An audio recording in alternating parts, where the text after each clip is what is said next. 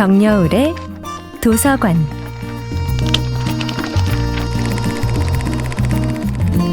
안녕하세요. 여러분과 아름답고 풍요로운 책 이야기를 나누고 있는 작가 정여울입니다. 이번 주에 함께하는 작품은 이삭 디네센의 소설 바베트의 만찬입니다.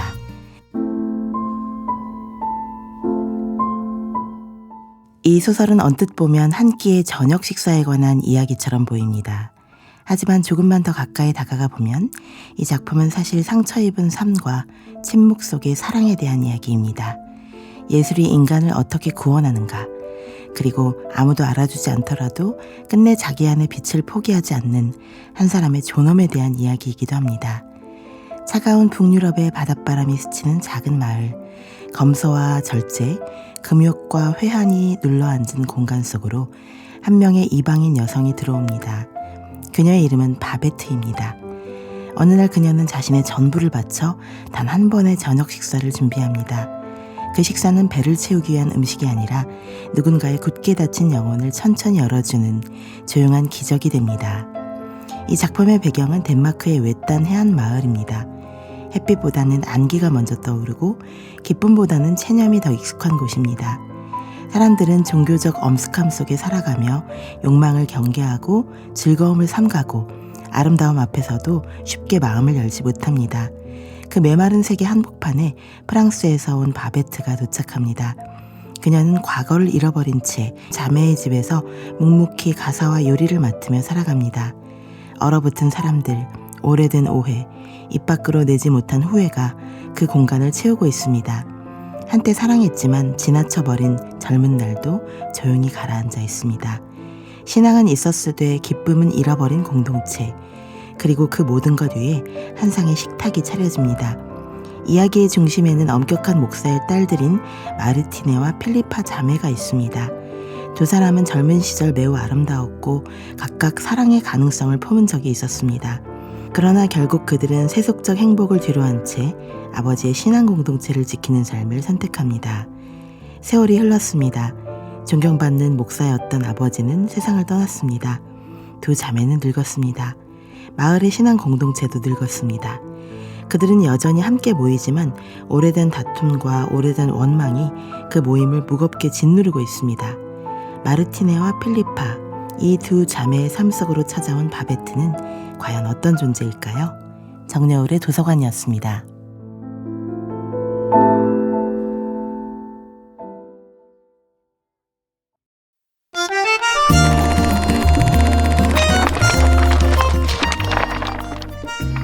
정여울의 도서관.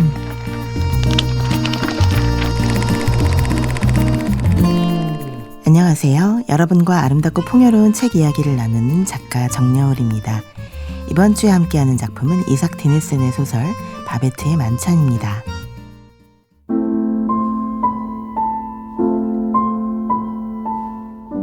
바베트는 1871년 파리 코뮌의 전쟁터에서 사랑하는 가족과 동지들을 모두 잃은 요리사였습니다.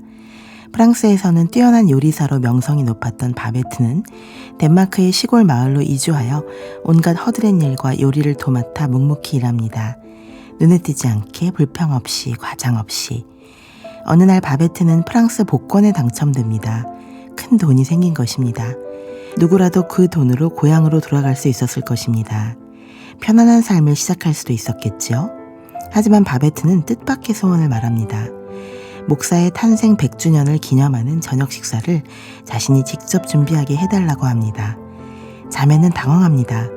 프랑스식 정찬이라니, 그 화려함은 이 검소한 공동체의 분위기와 너무도 어울리지 않습니다. 마을 사람들도 그 화려한 음식을 통해 세속적 쾌락에 빠질까 염려합니다. 그래서 그들은 한 가지 약속을 합니다. 아무리 맛있어도, 아무리 낯선 음식이 나오더라도 그것에 대해 말하지 않겠다고. 판단하지도 즐거워하지도 않겠다고. 얼마나 아이러니한 장면입니까? 축복을 받으러 와서는 축복이 자신의 마음을 흔들지 못하도록 미리 문을 걸어 잠그는 사람들. 우리는 왜 아름다움을 경계할까요? 왜 기쁨을 죄책감과 함께 받아들일까요? 왜 마음이 움직이는 순간을 흔들렸다고만 판단할까요? 그들은 상처받지 않기 위해 기뻐하지 않는 법을 익힌 사람들입니다. 실망하지 않기 위해 기대하지 않고, 무너지지 않기 위해 사랑하지 않고, 유혹당하지 않기 위해 아름다움을 멀리합니다. 하지만 작품은 묻습니다. 그렇게 해서 정말 우리는 더 순수해지는가? 아니면 더 메말라가는가? 그들은 음식에 감탄하지 않기로 약속했습니다. 그러나 감탄을 금지한다고 해서 아름다움 자체가 사라지는 것은 아니었습니다. 인간의 마음은 아름다움 앞에서 완전히 닫힐 수 없습니다. 아름다움은 설명보다 먼저 도착하고 논리보다 깊이 스며들기 때문입니다.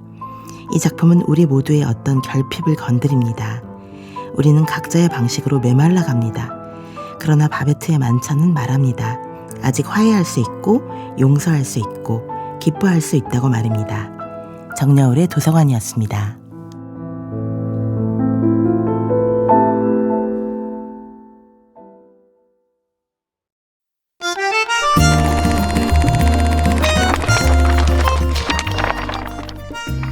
정여울의 도서관.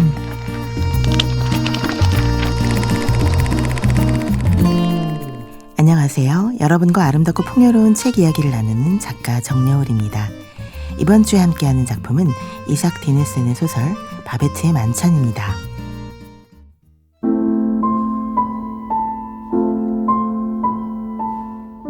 바베트는 만찬 준비를 시작합니다. 최고급 와인과 샴페인 그리고 수십 가지의 식재료들. 마을 사람들은 두려워합니다. 살면서 한 번도 그런 대단한 식재료들을 본 적이 없기 때문입니다. 바베트는 복권 당첨을 통해 간신히 얻은 거액을 모두 이 만찬에 씁니다. 단 한 번의 만찬을 위해, 12명의 가난한 노인들을 위해. 이제 물질적으로 그녀는 가난합니다. 그러나 그녀는 결코 가난하지 않습니다. 왜냐하면 그녀는 자신이 줄 수 있는 가장 아름다운 것을 주었기 때문입니다. 바베트가 차려내는 음식은 단순히 미각을 자극하는 것이 아니라 사람들 안에 오래 묻혀있던 온기와 품위, 너그러움과 기쁨을 다시 불러냅니다. 서로 미워하던 사람들이 묵은 감정을 내려놓고 불화와 오해가 스르르 풀어집니다. 그 만찬은 하나의 예술작품이자 하나의 정교한 의식, 하나의 보이지 않는 구원이 됩니다. 식사가 끝난 뒤 사람들은 알게 됩니다. 바베트가 복권으로 얻은 거액을 그 단 한 번의 저녁 식사에 모두 써버렸다는 것을. 그녀는 가난한 삶으로 돌아갑니다. 하지만 이상하게도 그 순간 그녀는 가장 초라한 사람이 아니라 가장 찬란한 존재로 보입니다. 만찬 장면에서 매우 중요한 인물은 외부 손님으로 참석한 로렌스 레베넬름 장군입니다.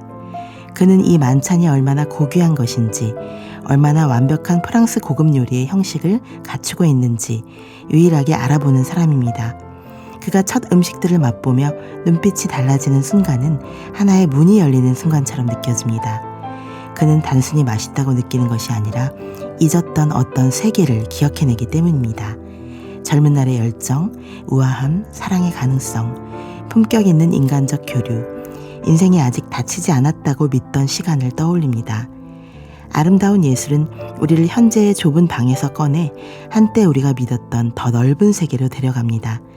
한 접시의 요리가 과거의 문을 연다는 것은 비현실적인 과장이 아닙니다. 이 작품은 말합니다. 진짜 예술은 감각을 통과해 영혼에 도착한다고. 정여울의 도서관이었습니다.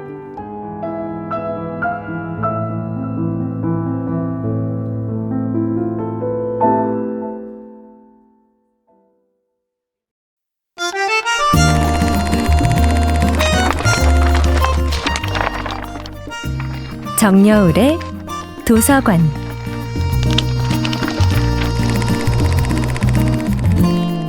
안녕하세요. 여러분과 아름답고 풍요로운 책 이야기를 나누는 작가 정여울입니다. 이번 주에 함께하는 작품은 이삭 디네센의 소설 바베트의 만찬입니다.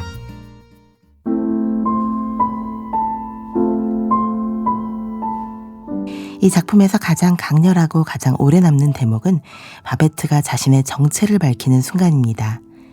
그녀는 단순한 가정부가 아니었습니다. 그녀는 파리의 유명한 식당에서 일했던 진정한 의미의 예술가였습니다. 그리고 자신이 가진 모든 돈을 단 한 번의 만찬에 써버린 이유도 사실은 너무 자연스럽습니다. 예술가는 자신의 전부를 작품에 쏟아붓는 사람이니까요. 바베트는 누구의 박수를 받기 위해 요리하지 않았습니다. 그럼에도 그녀는 자신의 가장 높은 수준으로 자신의 모든 기술과 감각과 열정을 다해 그 식사를 완성합니다. 진짜 예술가는 관객의 수준에 맞춰 자신을 축소하지 않습니다. 알아주는 이가 없더라도, 이해하는 이가 드물더라도 그는 자기 안에 가장 아름다운 가능성을 끝까지 실현합니다. 바베트는 말이 많은 인물이 아닙니다.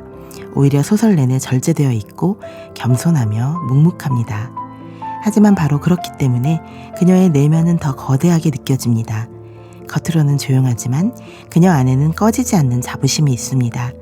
자신의 예술을 알고 그 가치를 스스로 인정합니다. 누가 알아주지 않아도 스스로 자기 재능의 존엄을 포기하지 않는 사람. 이 점이 바베트를 위대하게 만듭니다. 바베트는 돈을 소비한 것이 아니라 자신의 존재를 선물했습니다. 그것도 남는 것을 조금 나누는 방식이 아니라 자신의 전부를 작품으로 건네는 방식으로요. 그녀는 설교하지 않지만 사람들을 변화시키고, 가르치지 않지만 깨닫게 만들며, 강요하지 않지만 화해하게 만듭니다. 노인들은 음식에 대해 말하지 않기로 했습니다. 그러나 그들의 몸이 말합니다. 굳어있던 얼굴이 풀립니다. 오래된 원망이 녹습니다. 수십 년 전의 다툼이 용서됩니다. 말하지 못했던 사랑이 고백됩니다. 음식이 그것을 한 것입니다. 아니, 바베트의 사랑이 그것을 한 것입니다. 우리는 모두 바베트를 기다리고 있습니다. 우리 삶에 찾아와 단 한 번의 만찬으로 모든 것을 바꾸어 놓을 그 누군가를. 그러나 어쩌면 우리 자신이 바베트가 되어야 할지도 모릅니다. 누군가의 삶에 찾아가 우리의 전부를 담은 무언가를 내어놓는 사람 말입니다. 정여울의 도서관이었습니다.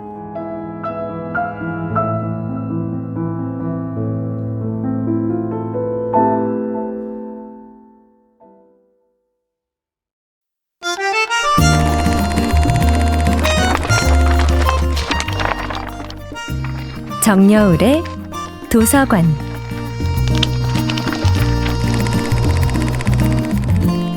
안녕하세요. 여러분과 아름답고 풍요로운 책 이야기를 나누는 작가 정여울입니다. 이번 주에 함께하는 작품은 이삭 디네슨의 소설 바베트의 만찬입니다.